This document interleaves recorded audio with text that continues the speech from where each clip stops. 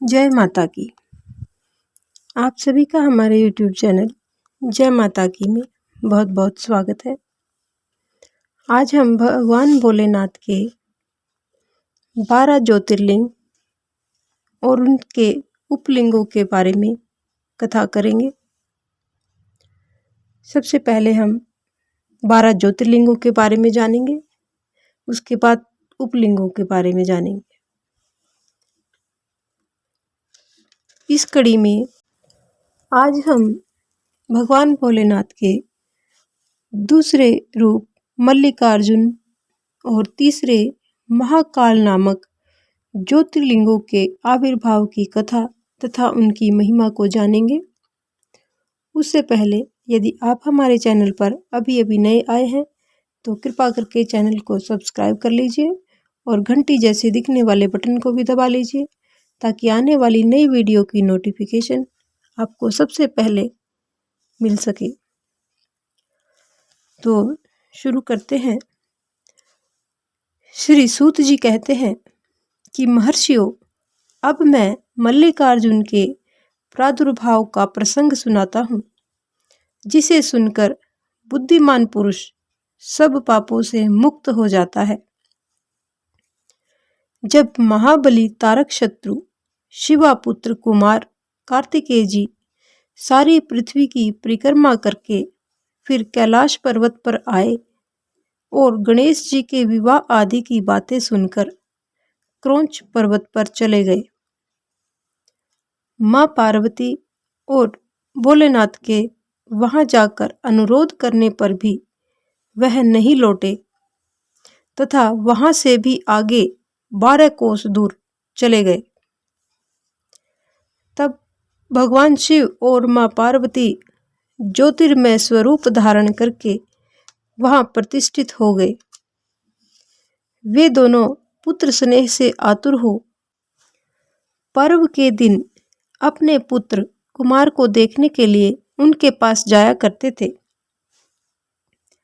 अमावस्या के दिन भगवान शंकर स्वयं वहां जाते हैं और पूर्णमासी के दिन माँ पार्वती जी निश्चय ही वहां पदार्पण करती है। उसी दिन से लेकर भगवान शिव का मल्लिकार्जुन नामक एक लिंग तीनों लोकों में प्रसिद्ध हो गया।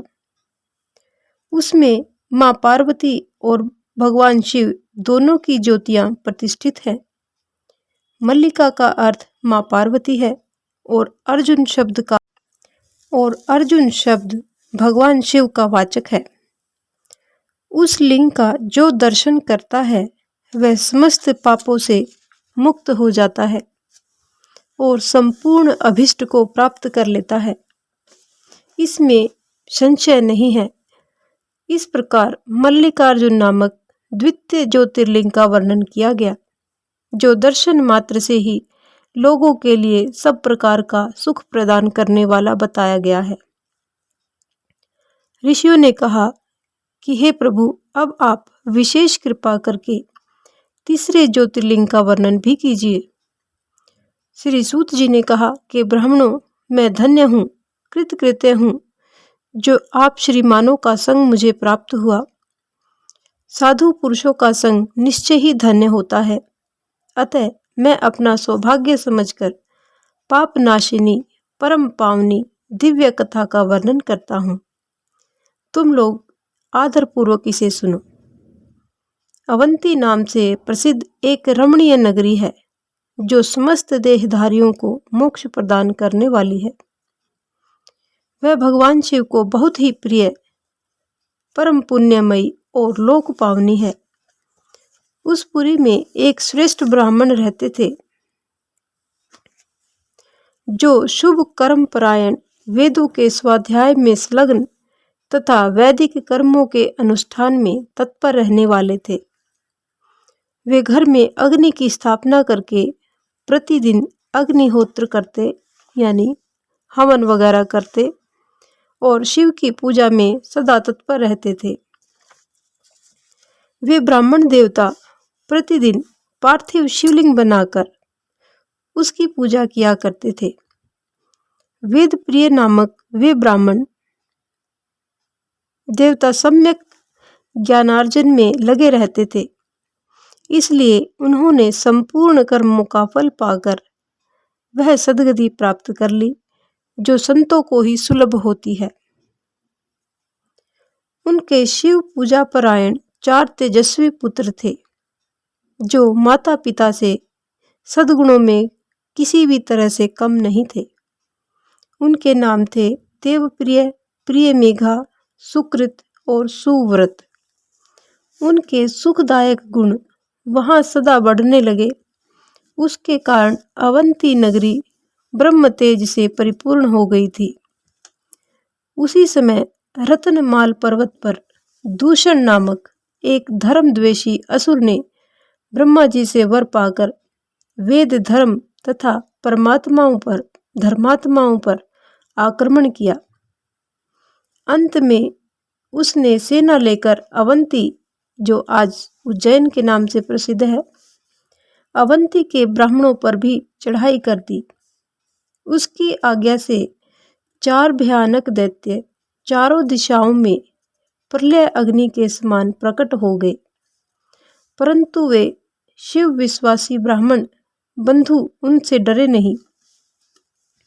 जब नगर के ब्राह्मण बहुत घबरा गए तब उन्होंने उनको आश्वासन देते हुए कहा कि आप लोग भक्त वत्सल भगवान शंकर पर भरोसा रखें।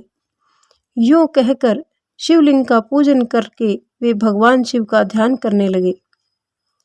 इतने में ही सेना सहित दूषण ने आकर उन ब्राह्मणों को देखा और कहा, इन्हें मार डालो, इनका वध कर दो और इनको बांध लो।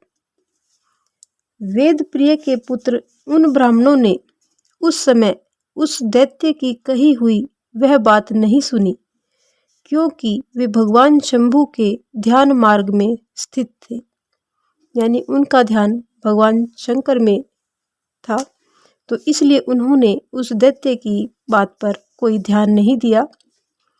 उस दुष्ट आत्मा दैत्य ने जो ही उन ब्राह्मणों को मारने की इच्छा की, त्यों ही उनके द्वारा पूजित पार्थिव शिवलिंग के स्थान में बड़ा भारी आवाज के साथ एक गड्ढा प्रकट हो गया। उस गड्ढे से तत्काल विकट रूपधारी भगवान भोले शंकर प्रकट हो गए, जो महाकाल नाम से विख्यात हुए। वे दुष्टों के विनाशक तथा सत्पुरुषों के आश्रयदाता हैं। उन्होंने उन दैत्यों से कहा कि अरे खल, अरे मूर्खों, मैं तुझ जैसे दुष्टों के लिए महाकाल प्रकट हुआ हूँ। तुम इन ब्राह्मणों के निकट से दूर भाग जाओ। ऐसा कहकर महाकाल शंकर ने सेना सहित दूषण को अपने हुंकार मात्र से तत्काल ही भस्म कर दिया। कुछ सेना उनके द्वारा मारी गई और कुछ वहां से भाग खड़ी हुई। परमात्मा शिव ने दूषण का वध कर डाला। जैसे सूर्य को देखकर संपूर्ण अंधकार नष्ट हो जाता है, ठीक उसी प्रकार से भगवान शिव को देखकर उसकी सारी असुरी सेना अदृश्य हो गई। देवताओं की दुदुम्बियां बजने लगी और आकाश से फूलों की वर्षा होने लगी। उन ब्राह्मणों को आश्वासन दे सुप्रसन्न हुए स्वयं महाकाल महेश्वर शिव ने उनसे कहा, तुम लोग कुछ वर मांगो। उनकी यह बात सुनकर वे सब ब्राह्मण हाथ जोड़कर भक्ति भाव से भली भांति प्रणाम करके नतमस्तक होकर बोले, महाकाल, महादेव, दुष्टों को दंड देने वाले प्रभु शंभु, आप हमें संसार सागर से मोक्ष प्रदान करें। हे शिव, आप जन साधारण की रक्षा के लिए सदा यहीं पर ही रहें। हे प्रभु, हे शंभु, अपना दर्शन करने वाले मनुष्यों का आप सदा ही उद्धार करें। इस पर आगे सूत जी कहते हैं, महर्षियों, उनके ऐसा कहने पर उन्हें सद्गति दे भगवान भोलेनाथ अपने भक्तों की रक्षा के लिए उस परम सुंदर गड्ढे में स्थित हो गए। वे ब्राह्मण मोक्ष पा गए और वहां चारों ओर की एक एक कोस भूमि लिंग रूपी भगवान शिव का स्थल बन गई। वे शिव भूतल पर महाकालेश्वर के नाम से विख्यात हुए। ब्राह्मणों, उनका दर्शन करने से स्वप्न में भी कोई दुख नहीं होता।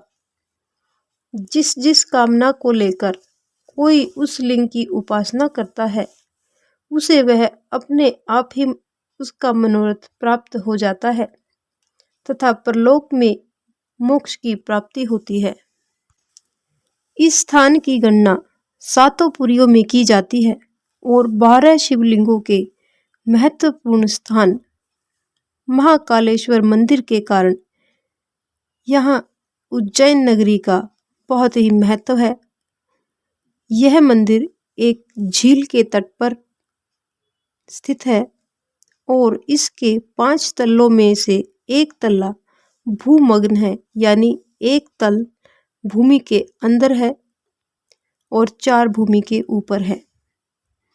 मंदिर के मार्ग में अंधेरा रहता है, अतः यहाँ पर हमेशा दीपक जलाते रहते हैं।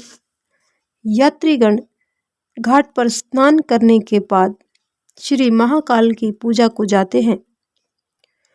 वैसे तो भगवान शिव को जो सामग्री चढ़ाई जाती है वह निर्माल्य होती है, यानी पवित्र होती है, अर्थात उनका पुनः प्रयोग करना वर्जित होता है।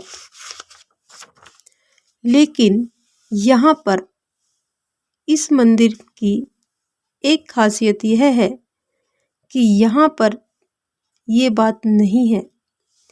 यहाँ पर न केवल चढ़ाया हुआ प्रसाद ही लिया जाता है, अपितु एक बार चढ़ाए गए बिल्व पत्र भी पुनः धोकर प्रयोग में किए जाते हैं।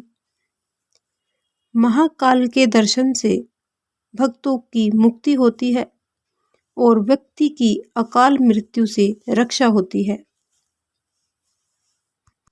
इस प्रकार से ये भगवान भोलेनाथ का दूसरा और तीसरा ज्योतिर्लिंग की कथा यहीं पर संपन्न होती है। यदि आपको हमारी ये कथा पसंद आए तो एक लाइक का बटन अवश्य दबा दीजिए और यदि आपको कथा पसंद नहीं आती तो डिसलाइक का बटन भी दबा सकते हैं।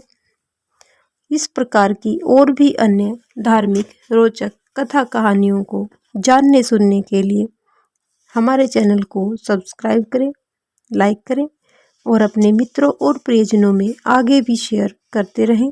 जय माता की।